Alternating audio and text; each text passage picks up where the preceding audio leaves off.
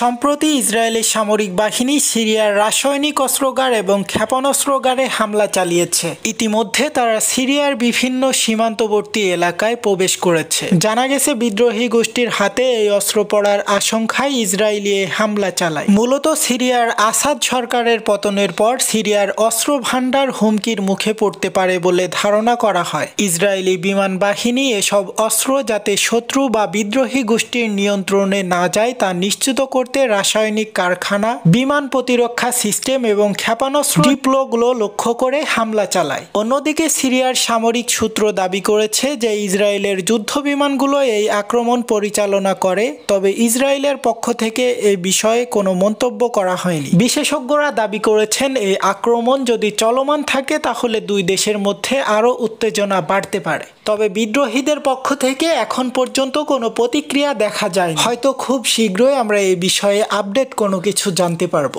আপনারা দেখছেন এইসে global news, সাথে আছে আমি হুসাইন আহমেদ।